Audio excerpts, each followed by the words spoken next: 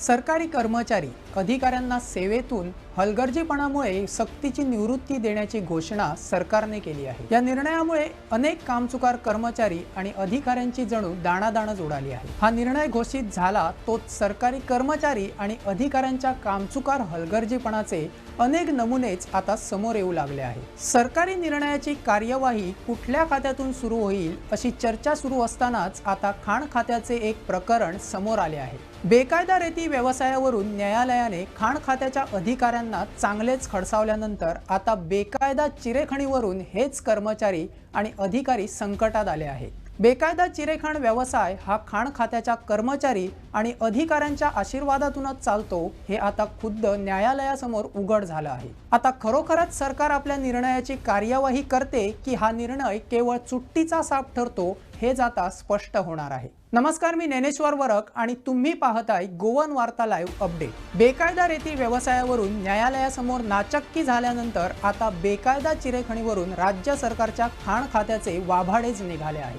वास्तविक रेती आणि चिरे हे दोन्ही घटक बांधकामासाठी अत्यावश्यक आहेत। बड्या सरकारी प्रकल्पांचे सोडूनच द्या, परंतु सर्वसामान्य माणूस एखादे घर बांधत असेल किंवा दुरुस्त करत असेल तर त्याला हे दोन्ही घटक लागतात। रेती आणि चिरे व्यवसाय करणे सर्वसामान्य लोकांची ही गरज भागवतात। या दोन्ही घटकांसाठी कायदेशीर व्यवसाय करण्याची सोय सरकारकडे उपलब्ध नसल्याने साहजिकच या व्यवसायावर बेकायदेशीरपणाचा टपका बसला आहे। या बेकायदेशीरपणाच्या नावाखाली सरकारी अधिकारी मात्र आपले खिसे गरम करून घेत आहेत। सगळ्या संबंधित सरकारी अधिकाऱ्यांना हातात गांधी नोटा दिसल्यानंतर हा व्यवसाय सुरळीतपणे चालू शकतो। या सरकारी आशीर्वादामुळे हे व्यावसायिक कुणालाच जुमत नाहीत। जमीन मालकांना जमिनीचे पैसे मिळतात, सरकारी कर्मचारी अधिकाऱ्यांना हप्ते मिळतात आणि रेती चिरे व्यावसायिकांना त्यांचे गिराईकही मिळते। अशा वेळी हरकत कुणाची असण्याची गरजच नाही।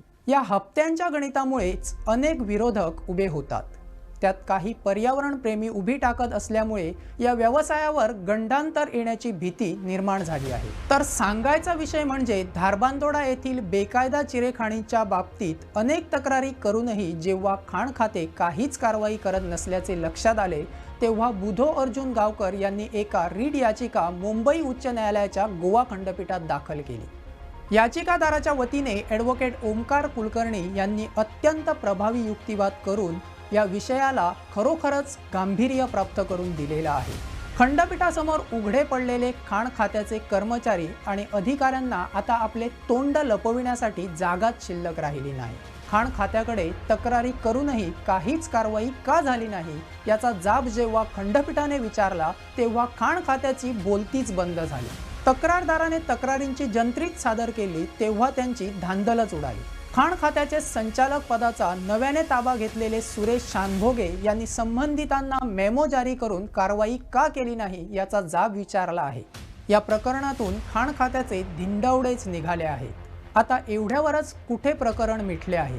खंडपीठाने खाण खात्याला गेल्या 2 वर्षातील चिरेखाणीवर कारवाई संबंधिताचा अहवाल सादर करायला लावलाय। हा अहवाल विश्वासार्हच पणाला लागली।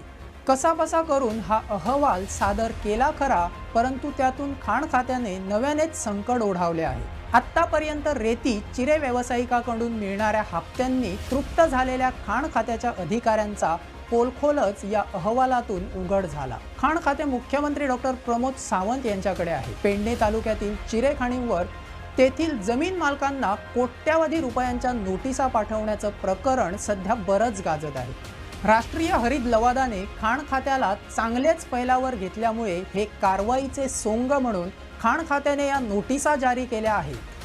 त्यात तुये येथील उघड्या खाण खंदकात काही शालेय मुले बुडून मृत्यू पावल्यामुळे हे प्रकरण बरेच गाजले होते।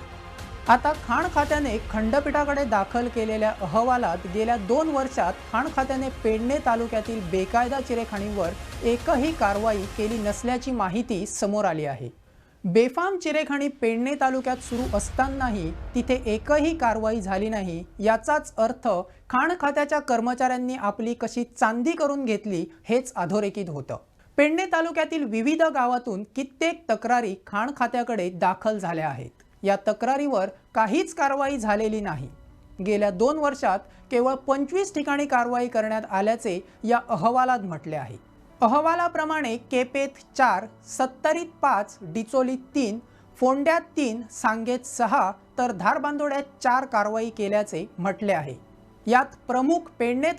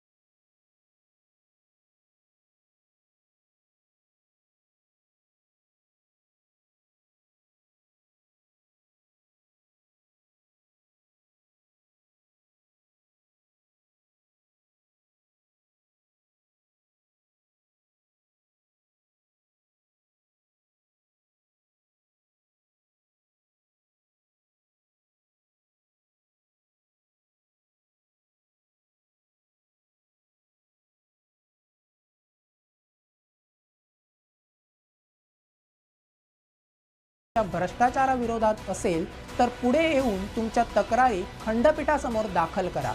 अशाच वेगवेगळ्या घटनांवर आम्ही तुमच्यापर्यंत अपडेट्सच्या माध्यमातून पोहोचत राहू।